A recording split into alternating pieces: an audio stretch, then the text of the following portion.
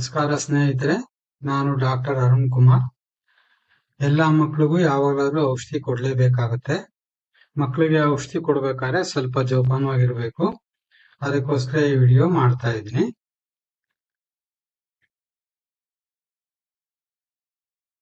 ಮಕ್ಕಳು ದೊಡ್ಡವ್ರ ತರ ಅಲ್ಲ. ದೊಡ್ಡವ್ರಿಗೆ ಕೊಡೋ ಡೋಸೇಜ್ ನಾವು ಮಕ್ಕಳು ಕೊಡೋಕ್ಕಾಗಲ್ಲ. ಆದ್ರಿಂದ ಯಾವಾಗಲೂ ನಾವು ಜೋಪಾನವಾಗಿರ್ಬೇಕಾಗತ್ತೆ. ಮಕ್ಕಳಿಗೆ ಔಷಧಿ ಕೊಡ್ಬೇಕಾದ್ರೆ ಕರೆಕ್ಟ್ ಆಗಿ ಮೆಜರ್ ಮಾಡಿ ಎಷ್ಟು ಕೊಡ್ಬೇಕು ಅಷ್ಟು ಕೊಡ್ಬೇಕಾಗತ್ತೆ. ಜಾಸ್ತಿ ಕೊಟ್ರು ಕಡಿಮೆ ತೊಂದರೆ ಆಗುತ್ತೆ, ಕಡಿಮೆ ಕೊಟ್ರು ತೊಂದರೆ ಆಗುತ್ತೆ. ಅದರಿಂದ ಸ್ವಲ್ಪ ಜೋಪಾನವಾಗಿರ್ಬೇಕು. ಸಾಮಾನ್ಯವಾಗಿ ಏನ್ ತಪ್ಪಾಗುತ್ತೆ ಔಷಧಿ ಕೊಡುವಾಗ ಅನ್ನೋ ಬಗ್ಗೆ ಸ್ವಲ್ಪ ತಿಳ್ಕೊಳ್ಳೋಣ. ರಾಂಗ್ ಡೋಸ್ ಅಂದ್ರೆ ಕೊಡ್ಬೇಕಾಗಿರೋ ಡೋಸ್ ಅಲ್ಲಿ ಹೆಚ್ಚು ಕಡಿಮೆ ಆಗೋದು, ಕನ್ಫ್ಯೂಸ್ ಮಾಡ್ಕೊಂಡು 2.5 ml ಕೊಡ್ಬೇಕಾದ್ರೆ 5 ml ಕೊಡೋದು, ಅಥವಾ 5 ml ಕೊಡ್ಬೇಕಾದ್ರೆ 10 ml ಕೊಡೋದು, ಈ ತರ ಎಲ್ಲ ಆಗ್ಬೋದು. ರಾಂಗ್ ಫ್ರೀಕ್ವೆನ್ಸಿ ಅಂದ್ರೆ 2 ಸಲ ಕೊಡೋದನ್ನ 3 ಸಲ ಕೊಡೋದು, ಇದು ಆಗ್ಬಹುದು. ರಾಂಗ್ ಡ್ರಗ್ ಅಂದ್ರೆ ಒಂದು ಔಷಧಿ ಕೊಡೋದ್ರ ಬದಲು ಇನ್ನೊಂದು ಔಷಧಿ ಕೊಡ್ಬೋದು. ಅದ್ರಲ್ಲೂ ಸ್ವಲ್ಪ ಒಂದೇ ತರ ನೋಡೋಂಗಿದ್ರೆ ಸ್ವಲ್ಪ ಜೋಪಾನವಾಗಿರ್ಬೇಕಾಗತ್ತೆ. ಒಂದು ಔಷಧಿ ಬದಲು ಇನ್ನೊಂದು ಔಷಧಿ ಕೊಡ್ಬೋದು. ಮಿಸ್ಡ್ ಡೋಸ್, ಒಂದ್ಸಲ ಯಾವುದೋ ಒಂದು ಡೋಸ್ ಕೊಡೋದ್ ಮಾರಿಬಹುದು. ರಾಂಗ್ ಫಾರ್ಮ್ಯುಲೇಷನ್ ಅಂದ್ರೆ ಇದು ನೀವು ಅಂಗಡಿಗೆ ಹೋಗಿ ತಗೊಳ್ಬೇಕಾದ್ರೆ ಟ್ಯಾಬ್ಲೆಟ್ಗೆ ಸಿರಪ್ ಅಥವಾ ಸಿರಪ್ಗೆ ಟ್ಯಾಬ್ಲೆಟ್ ಆ ತರ ಕೊಟ್ಟು ಅದು ಒಂದು ತಪ್ಪಾಗ್ಬೋದು. ಮತ್ತೆ ರಾಂಗ್ ರೂಟ್, ಇಲ್ಲಿ ಕೆಲವನ್ನ ಕಣ್ಣಿಗೆ ಹಾಕೋ ಔಷಧಿಗಳಿರುತ್ತೆ, ಕೆಲವನ್ನ ಮೂಗ್ಗೆ ಹಾಕೋ ಔಷಧಿ ಇರುತ್ತೆ. ಈಗ ಎರಡನ್ನೂ ಒಟ್ಟಿಗೆ ಹಾಕ್ಬೇಕಾದ ಸಂದರ್ಭದಲ್ಲಿ ನೀವು ಕಿವಿಗೆ ಹಾಕೋದನ್ನ ಕಣ್ಣಿಗೆ ಹಾಕಿದ್ರೆ, ಮೂಗ್ಗೆ ಹಾಕೋದನ್ನ ಕಣ್ಣಿಗೆ ಹಾಕಿದ್ರೆ ತೊಂದರೆ ಆಗುತ್ತೆ. ಆದ್ರಿಂದ ಅದನ್ನ ಬೇರೆ ಬೇರೆ ಇಟ್ಕೊಳ್ಳಿ. ಅದಕ್ಕೆ ಬೇಕಾದ್ರೆ ನೀವು ಬರೆದ್ ಬಿಡಿ. ಅದ್ರ ಮೇಲೆ ಇಂಗ್ಲಿಷ್ ಅಲ್ಲಿ ಬರ್ದಿರ್ತಾರೆ, ನಿಮ್ಗೆ ಅನುಮಾನ ಇದ್ರೆ ಬೇಕಾದ್ರೆ ನಿಮ್ ಭಾಷೆಯಲ್ಲಿ ಬರ್ಕೊಳ್ಳಿ. ಅದರಿಂದ ಯಾವ್ದನ್ನ ಕಣ್ಣಿಗೆ ಉಪಯೋಗಿಸ್ಬೇಕು ಅದನ್ನ ಕಣ್ಣಿಗೆ ಮಾತ್ರ ಉಪಯೋಗಿಸ್ಬೇಕು. ಕೆಲವು ಐ ಬಾರಿಯರ್ ಅಂತ ಇರುತ್ತೆ, ಅಂದ್ರೆ ಅದು ಕಣ್ಣಿಗೂ ಯೂಸ್ ಮಾಡ್ಬೋದು, ಕಿವಿಗೂ ಯೂಸ್ ಮಾಡ್ಬೋದು. ಆದ್ರೆ ಎಲ್ಲಾ ಡ್ರಾಪ್ಸ್ ಆತರ ಯೂಸ್ ಮಾಡಕ್ ಆಗಲ್ಲ. ಅದರಿಂದ ಜೋಪಾನವಾಗಿರ್ಬೇಕು. ಮಕ್ಕಳಿಗೆ ಕೊಡ್ಬೇಕಾದ್ರೆ ಡೋಸೇಜು ಹೆಚ್ಚು ಕಡಿಮೆ ಇರುತ್ತೆ. ಯಾಕೆಂದ್ರೆ ವಯಸ್ಸಾದವ್ರಿಗಾದ್ರೆ ಎಲ್ಲಾರ್ಗೂ ಒಂದೇ ಡೋಸೇಜ್, ಆದ್ರೆ ಮಕ್ಕಳಿಗಾದ್ರೆ 10 ವರ್ಷದ ಮಕ್ಳು ಕೊಡೋ ಡೋಸನ್ನ 2 ವರ್ಷದ ಮಗು ಕೊಡಕ್ಕಾಗಲ್ಲ. ಮತ್ತೆ 2 ವರ್ಷದ ಮಗು ಕೊಡೋ ಡೋಸನ್ನ 1 ತಿಂಗಳ ಮಗುವಿಗೆ ಕೊಡಕ್ಕಾಗಲ್ಲ. ಆದ್ರಿಂದ ಯಾವಾಗ ಯಾವ್ದನ್ನ ಉಪಯೋಗಿಸಿ ಔಷಧಿ ಕೊಡ್ಬೇಕು ಅದನ್ನ ಕರೆಕ್ಟ್ ಆಗಿ ತಿಳ್ಕೊಳ್ಳಿ. ಮತ್ತೆ ಸರಿಯಾಗಿ ಮೆಜರ್ ಮಾಡಬೇಕು. ಇದಕ್ಕೆಲ್ಲ ಒಂದು ಏನೇನು ಬೇಕು ಅದ್ರ ಬಗ್ಗೆ ಎಲ್ಲ ಹೇಳ್ತೀನಿ ಔಷಧಿ ಕೊಡೋದಕ್ಕೆ. ಅದನ್ನ ಇಟ್ಕೊಂಡು ಕರೆಕ್ಟ್ ಆಗಿ ಔಷಧಿ ಕೊಡಿ. ಹೆಚ್ಚು ಕಡಿಮೆ ಆಗದಂಗೆ ಜೋಪಾನ ವಹಿಸಿ. ಮತ್ತೆ ಮಕ್ಕಳಿಗೆ ಕೊಡೋ ಔಷಧಿಗಳು ಯಾವ ತರ ಇರುತ್ತೆ ಅದ್ರ ಬಗ್ಗೆ ಹೇಳ್ತೀನಿ. ಇದು ಓರಲ್ ಡ್ರಾಪ್ಸ್ ಅಂದ್ರೆ ಮಕ್ಳು ತುಂಬಾ ಚಿಕ್ಕ ಮಕ್ಕಳಿಗೆ ಕೊಡುವಂತದ್ದು. ಇದು ಔಷಧಿ ಬೇಕಾದ್ರೂ ಇರ್ಬೋದು, ಅಥವಾ ಪುಡಿ ಇದ್ದು ಅದ್ರೊಳಗೆ ನೀವು ನೀರ್ ಹಾಕಿ ಔಷಧಿ ಮಾಡುವಂತದ್ದು ಇರಬಹುದು. ಇದನ್ನ ನೀವು ಒಂದು ಮೆಜರಿಂಗ್ ಇದಿರುತ್ತೆ, ಡ್ರಾಪರ್ ಇರುತ್ತೆ, ಅದರಲ್ಲಿ ತಗೊಂಡು ನೀವು ಹಾಕ್ಬೋದು. ಇದು ತುಂಬಾ ಚಿಕ್ಕ ಮಕ್ಕಳಿಗೆ, ಹೆಚ್ಚಿಗೆ ಡೋಸು ಬೇಕಾಗಲ್ವಲ್ಲ ಆ ತರ ಮಕ್ಕಳಿಗೆ. ಮತ್ತೆ ಜಾಸ್ತಿ ನುಂಗಕ, ಈಗ ಈ ತರ ಇರೋ ಮಕ್ಕಳಿಗೆ 10 ml 5 ml ಎಲ್ಲ ಕೊಡೋದ್ ಕಷ್ಟ, ಅದಕ್ಕೆ ಡ್ರಾಪರ್ ಅಲ್ಲಿ ಕೊಡ್ತೀವಿ. ಮತ್ತೆ ಕಣ್ಣಿಗೆ, ಮೂಗ್ಗೆ, ಕಿವಿಗೆ ಹಾಕುವಂತ ಡ್ರಾಪ್ಸ್ ಬರುತ್ತೆ. ಇದ್ರ ಬಗ್ಗೆ ನಾನು ಹೇಳ್ದಂಗೆ ಜೋಪಾನವಾಗಿ ಇಟ್ಕೊಳ್ಳಿ. ಕಿವಿಗೆ ಮಾತ್ರ ಹಾಕೋದನ್ನ ಅಪ್ಪಿ ಕಣ್ಣಿಗೆ ಹಾಕ್ಬಿಡ್ಬೇಡಿ. ಕೆಲವು ಸಲ ಎರಡಕ್ಕೂ ಹಾಕ್ಬೇಕಾದಂತ ಪರಿಸ್ಥಿತಿ ಬರ್ಬೋದು. ಒಂದು ಕಿವಿಗೂ ಡ್ರಾಪ್ಸ್, ಕಣ್ಣಿಗೂ ಡ್ರಾಪ್ಸ್ ಹಾಕುವಂತ ಸನ್ನಿವೇಶ ಬರಬಹುದು. ಅವಾಗ ಜೋಪಾನವಾಗಿರಿ.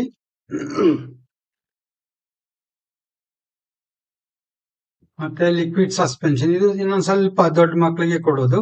ಇದರಲ್ಲಿ ಒಂದು ಮೆಜರಿಂಗ್ ಕ್ಯಾಪ್ ಇರುತ್ತೆ, ಅದನ್ನ ಯೂಸ್ ಮಾಡಿ ಕೊಡ್ಬೋದು. ಇದರಲ್ಲಿ ಕೆಲವು ರೆಡಿಮೇಡ್ ಇರುತ್ತೆ, ಇನ್ ಕೆಲವಕ್ಕೆ ಅದರಲ್ಲಿ ಪುಡಿ ಇರುತ್ತೆ.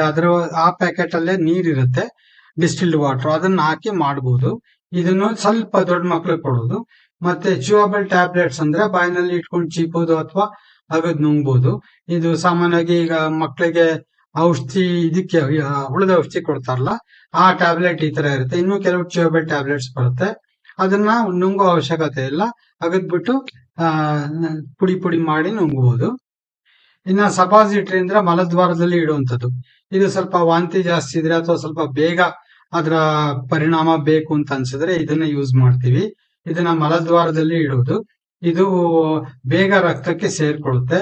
ಇದನ್ನ ನೀವು ಸ್ವಲ್ಪ ಜೋಪಾನವಾಗಿ ಇಡಬೇಕಾಗುತ್ತೆ. ಇದನ್ನ ಕೆಲವನ್ನ ಫ್ರಿಡ್ಜ್ ಅಲ್ಲಿ ಇಡಬೇಕಾಗುತ್ತೆ. ಅದನ್ನ ನೋಡಿ ಮತ್ತೆ ಇನ್ನೇಲರ್ಸ್ ಅಂದ್ರೆ ಈಗ ಆಸ್ತಮಾ ಇದ್ರೆ ಇದನ್ನ ಯೂಸ್ ಮಾಡ್ತೀವಿ. ಮತ್ತೆ ಕೆಲವು ಮಕ್ಕಳಿಗೆ ಸ್ವಲ್ಪ ಲಂಗ್ ಇನ್ಫೆಕ್ಷನ್ ಇದ್ರೆ ಇದನ್ನೆಲ್ಲ ಯೂಸ್ ಮಾಡ್ತೀವಿ. ಇದು ಬಗ್ಗೆ ಮುಂದೆ ಹೇಳ್ತೀನಿ ಇದ್ರ ಬಗ್ಗೆ.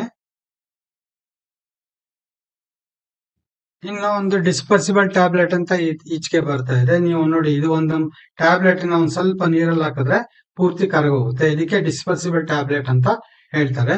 ಇದು ತಗೊಂಡೋಗೋದಕ್ಕೆಲ್ಲ ಸುಲಭ. ಈ ತರ ಸಿಕ್ಕಿದ್ರೆ ತಗೊಳ್ಳಿ, ಯಾಕಂದ್ರೆ ಬಾಟ್ಲ್ ಅಲ್ಲಿ ತಗೊಂಡೋಗೋಕ್ಕಿಂತ ಇದು ಕ್ಯಾರಿ ಮಾಡೋದು ಬಹಳ ಈಸಿ. ಅದಕ್ಕೆ ಇದನ್ನ ಪ್ರಿಫರ್ ಮಾಡ್ತೀವಿ. ಸ್ವಲ್ಪ ನೀರ್ಗೆ ಹಾಕಿ, ತುಂಬಾ ನೀರ್ಗೆ ಹಾಕ್ಬೇಡಿ, ಯಾಕಂದ್ರೆ ವೇಸ್ಟ್ ಆಗೋದು. ಇದು ಹಾಕಿದ ತಕ್ಷಣ ಹಿಂಗ್ ಕರಗೋಗುತ್ತೆ ಮಾತ್ರ. ಆಮೇಲೆ ಮಕ್ಳಿಗೆ ಕುಡಿಸ್ಬೋದು. ಇನ್ನು ಇಂಜೆಕ್ಷನ್ಸ್, ಮಕ್ಕಳು ಸ್ವಲ್ಪ ಜಾಸ್ತಿ ಸಮಸ್ಯೆ ಇದ್ರೆ ಮತ್ತೆ ಅಡ್ಮಿಟ್ ಆಗಿರೋ ಮಕ್ಕಳಿಗೆ ಇಂಜೆಕ್ಷನ್ ಕೊಡ್ಬೇಕಾಗುತ್ತೆ. ಕೆಲವು ಮಕ್ಕಳಿಗೆ ಎರಡು ಇಂಜೆಕ್ಷನ್ ಕೊಟ್ಟು ಕಳಿಸುವಂತ ಸಂದರ್ಭನೂ ಇರುತ್ತೆ. ಇನ್ನು ಕೆಲವು ಮಕ್ಕಳಿಗೆ ಅಡ್ಮಿಟ್ ಆದ್ರೆ 2 ದಿವಸ 3 ದಿವಸ ಕೊಡ್ಬೇಕಾಗುತ್ತೆ. ಇನ್ನು ಚರ್ಮಕ್ಕೆ ಹಾಕೋದು, ಇದರಲ್ಲಿ ಕ್ರೀಮ್ಸ್ ಅಂತ ಬರುತ್ತೆ, ಲೋಷನ್ ಅಂತ ಬರುತ್ತೆ, ಪೌಡರ್ ಬರುತ್ತೆ. ಇದನ್ನೆಲ್ಲ ಚರ್ಮದ ಸಮಸ್ಯೆಗೆ ಉಪಯೋಗಿಸ್ತಾರೆ. ಮತ್ತೆ ಔಷಧಿ ಕೊಡೋದಕ್ಕೆ ಏನೇನು ಬೇಕು ಅದನ್ನು ತಿಳ್ಕೊಂಡಿರಿ.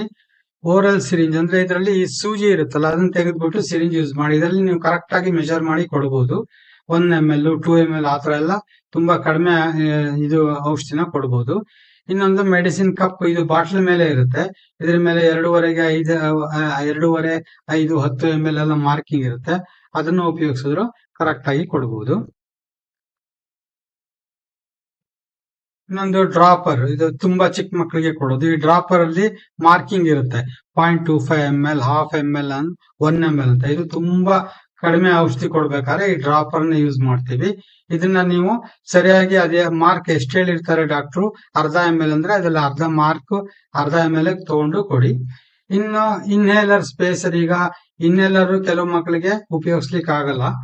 ಅದು ಬಾಯಿನಲ್ಲಿ ಇಟ್ಕೊಂಡು ಉಸಿರು ಬಿಟ್ಟು ಅದನ್ನ ಪ್ರೆಸ್ ಮಾಡಿ ಅದೇ ಟೈಮ್ ನಲ್ಲಿ ಉಸಿರು ಹೇಳ್ಕೊಡ್ಬೇಕಾಗುತ್ತೆ. ಇದು ಸ್ವಲ್ಪ ಮಕ್ಳಿಗೆ ಕಷ್ಟ ಆದ್ರಿಂದ ಅದಕ್ಕೆ ನಾವೊಂದು ಸ್ಪೇಸರ್ ಅಂತ ಹೇಳ್ತೀವಿ, ಅದಕ್ಕೆ ಅಟ್ಯಾಚ್ ಮಾಡ್ತೀವಿ. ಔಷಧಿ ಅದರೊಳಗೆ ಇರುತ್ತೆ. ಅವಾಗ ಮಕ್ಕಳು ಮತ್ತೆ ಉಸಿರಾಡಿ ಆ ಔಷಧಿ ತಗೊಳ್ಬಹುದು. ಇದು ಆಸ್ತಮಾ ಇರೋರಿಗೆ ಇದು ಹೆಲ್ಪ್ ಆಗುತ್ತೆ. ಮತ್ತೆ ಔಷಧಿ ಕೊಡ್ಬೇಕಾದ್ರೆ ನೀವು ಏನು ಜಾಗರೂಕತೆ ವಹಿಸ್ಬೇಕು.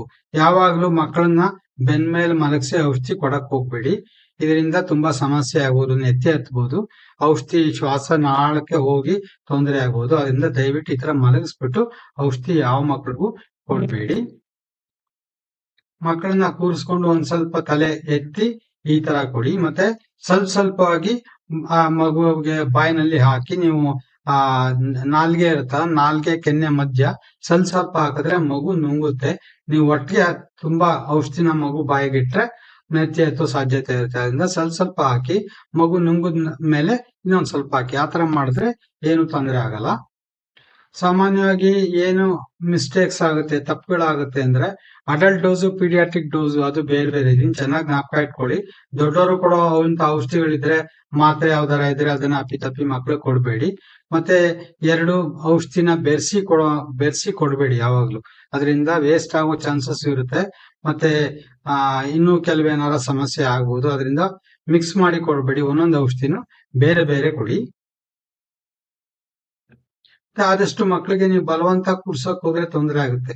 ಮಕ್ಕಳಿಗೆ ನೀವು ಎನ್ಕರೇಜ್ ಮಾಡಿ. ಸ್ವಲ್ಪ ವಯಸ್ಸಾದ್ಮೇಲೆ ನೀವು ಮಕ್ಕಳಿಗೆ ಹೇಳ್ಬೋದು ಯಾಕೆ ಔಷಧಿ ಕುಡಿಬೇಕು ಅಂತ ಹೇಳಿದ್ರೆ ಅವ್ರಿಗೆ ಅರ್ಥ ಮಾಡ್ಕೊಂಡು ಮಕ್ಕಳೇ ಕುಡಿದ್ರೆ ಬಹಳ ಒಳ್ಳೇದು. ನೀವು ತುಂಬಾ ಫೋರ್ಸ್ ಮಾಡಿದ್ರೆ ಮಕ್ಕಳು ಉಗಿಬಹುದು, ವಾಂತಿ ಮಾಡಬಹುದು. ಅದರಿಂದ ಆದಷ್ಟು ಮಕ್ಕಳಿಗೆ ಕುಡಿಯಲಿಕ್ಕೆ ಎನ್ಕರೇಜ್ ಮಾಡಿ. ಆಮೇಲೆ ನೀವು ಅಡಿಗೆ ಮನೇಲಿ ಇರುತ್ತಲ್ಲ, ಅದನ್ನ ಯೂಸ್ ಮಾಡಕ್ ಹೋಗ್ಬೇಡಿ. ಇದ್ರಲ್ಲೆಲ್ಲ ಸ್ಪೂನ್ ಅಲ್ಲೆಲ್ಲ ಕೊಟ್ರೆ ಡೋಸೇಜ್ ಸರಿಯಾಗಲ್ಲ. ಅದರಿಂದ ಯಾವಾಗ್ಲೂ ನೀವು ಮನೇಲಿ ಇರೋ ಸ್ಪೂನ್ ಉಪಯೋಗಿಸಿ ಯಾವಾಗ್ಲೂ ಔಷಧಿನ ಕೊಡಕ್ ಹೋಗ್ಬೇಡಿ. ಮತ್ತೆ ಆ ಲೇಬಲ್ ಏನಿರುತ್ತೆ ಔಷಧಿ ಮೇಲೆ ಅದನ್ನ ನೋಡೋದು ಅಭ್ಯಾಸ ಮಾಡ್ಕೊಳ್ಳಿ. ಈಗ ಎಕ್ಸ್ಪೈರಿ ಡೇಟ್ ಇರ್ಬೋದು, ಅದು ಬಾಟಲ್ ಮೇಲೆ ಬರೆದಿರುತ್ತೆ. ಅದನ್ನ ನೋಡಿ ಎಕ್ಸ್ಪೈರಿ ಡೇಟ್ ಆದ್ರೆ ಆ ಔಷಧಿ ಉಪಯೋಗಿಸ್ಬೇಡಿ. ಆಮೇಲೆ ಇನ್ನು ಕೆಲವು ಸಲ ಈ ಬಾಟ್ಲ್ ನ ಒಂದು ಬಾಕ್ಸ್ ಅಲ್ಲಿ ಇಟ್ಟಿರ್ತಾರೆ, ಅದ್ರ ಮೇಲೆ ಇನ್ಸ್ಟ್ರಕ್ಷನ್ಸ್ ಹೆಂಗ್ ಕೊಡ್ಬೇಕು ಅಂತ ಹೇಳಿರ್ತಾರೆ. ಅದನ್ನ ನೋಡ್ಬಿಟ್ಟು ಕೊಡೋದು ಅಭ್ಯಾಸ ಮಾಡ್ಕೊಳ್ಳಿ. ಎಕ್ಸ್ಪೈರ್ ಆಗಿದ್ದ ಔಷಧಿ ಯಾವಾಗಲೂ ಕೊಡಬೇಡಿ, ಅದರಿಂದ ತೊಂದರೆ ಆಗ್ಬೋದು. ಯಾವಾಗಲೂ ಕೊಡಕ್ ಮುಂಚೆ ಒಂದ್ಸಲ ಯಾವ ಔಷಧಿ ಕೊಡ್ತಾ ಇದೀವಿ, ಅದು ಎಕ್ಸ್ಪೈರಿ ಡೇಟ್ ಆಗಿದ್ಯಾ, ಎಷ್ಟು ಕೊಡ್ಬೇಕು ಅದನ್ನೆಲ್ಲ ನೋಡಿ ಕೊಡೋದು ಅಭ್ಯಾಸ ಮಾಡ್ಕೊಳ್ಳಿ.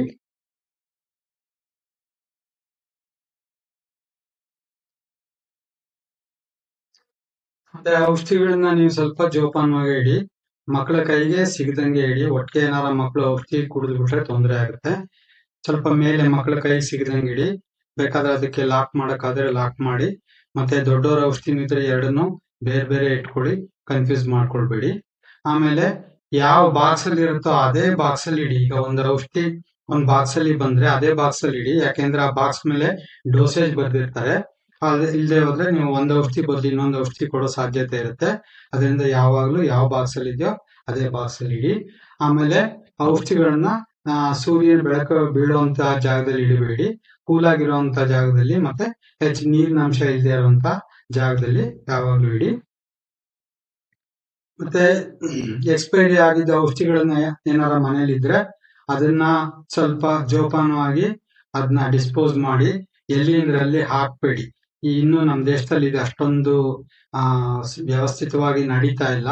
ಕೆಲವು ಕಡೆ ಎಲ್ಲ ಇದನ್ನೇ ತಗೊಳೋದಕ್ಕೆ ಸೆಂಟರ್ ಇರುತ್ತೆ. ಎಕ್ಸ್ಪೈರಿ ಮೆಡಿಸಿನ್ಸ್ ತಗೊಳಕ್ಕೆ ಬೇರೆ ಸೆಂಟರ್ ಇರುತ್ತೆ. ಇನ್ನು ನಮ್ಮ ದೇಶದಲ್ಲಿ ಅದೆಲ್ಲ ಆಗಿಲ್ಲ. ಅದರಿಂದ ಸ್ವಲ್ಪ ಜೋಪಾನವಾಗಿರಿ. ಆ ಔಷಧಿಗಳನ್ನ ಮಕ್ಕಳ ಕೈ ಸಿಗೋಂಗೆ ಬೆಲೆ ಬಿಸಾಕ್ಬೇಡಿ. ಅದಕ್ಕೆ ಒಂದು ಬೇರೆ ಬೇಕಾದ್ರೆ ಒಂದು ಸೀಲ್ ಮಾಡ್ಬಿಟ್ಟು ಅಥವಾ ಇನ್ಯಾವ್ದಾರ ವೇಸ್ಟ್ ಅಲ್ಲಿ ಅದನ್ನ ಮಿಕ್ಸ್ ಮಾಡಿ ಸೀಲ್ ಮಾಡಿ ಆ ಗಾರ್ಬೇಜ್ ಕ್ಯಾನ್ ಹಾಕಿ. ಮತ್ತೆ ಕೆಲವು ಔಷಧಿಗಳನ್ನ ಮಾತ್ರ ಟಾಯ್ಲೆಟ್ ಅಲ್ಲಿ ಫ್ಲಶ್ ಮಾಡ್ಬೋದು. ಗೊತ್ತಿಲ್ಲದೆ ನೀವು ಮಾಡಕ್ ಹೋಗ್ಬೇಡಿ. ಮತ್ತೆ ಅಕಸ್ಮಾತ್ ಏನಾರ ಈ ತರದ ಎಕ್ಸ್ಪೈರ್ ಆಗಿರೋ ಡ್ರಗ್ಸ್ ನ ತಗೊಳ್ಳೋಕೆ ಏನಾರ ಒಂದು ಫಾರ್ಮಸಿ ಇದ್ರೆ ಅಲ್ಲಿ ಕೊಡಿ. ಅದರಿಂದ ಏನು ಸಮಸ್ಯೆ ಆಗಲ್ಲ. ಎಲ್ಲದನ್ನು ಫ್ಲಶ್ ಮಾಡಕ್ ಹೋಗ್ಬೇಡಿ. ಎಲ್ಲಿಂದ್ರೆ ಎಲ್ಲಿ ಬಿಸಾಕಕ್ ಹೋಗ್ಬೇಡಿ. ಮತ್ತೆ ಏನಾರ ಸೈಡ್ ಎಫೆಕ್ಟ್ಸ್ ಆಗ್ಬೋದು. ಎಲ್ಲಾ ಮಕ್ಳಿಗೂ ಎಲ್ಲಾ ಔಷಧಿನೂ ಸೂಟ್ ಆಗುತ್ತೆ ಅಂತ ಹೇಳಕ್ಕಾಗಲ್ಲ. ಕೆಲವು ಟೈಮ್ ಮಕ್ಕಳಿಗೆ ಕೆಲವು ಔಷಧಿ ಕೊಟ್ರೆ ವಾಂತಿ ಜಾಸ್ತಿ ಆಗ್ಬೋದು. ಇನ್ ಕೆಲವು ಮಕ್ಕಳಿಗೆ ಈ ತರ ಏನಾರ ರ್ಯಾಷಸ್ ಅಂತ ಹೇಳ್ತೀವಲ್ಲ ಆ ತರ ಏನಾರ ಆಗ್ಬೋದು. ಕೆಲವು ಮಕ್ಕಳಿಗೆ ಬೇದಿ ಆಗ್ಬೋದು. ಇನ್ನೇನಾರ ಉಸಿರಾಟಕ್ಕೆ ಸಮಸ್ಯೆ ಆಗ್ಬೋದು. ಈ ತರ ಏನಾರ ಇದ್ರೆ ತಕ್ಷಣ ಡಾಕ್ಟರ್ಗೆ ತೋರಿಸಿ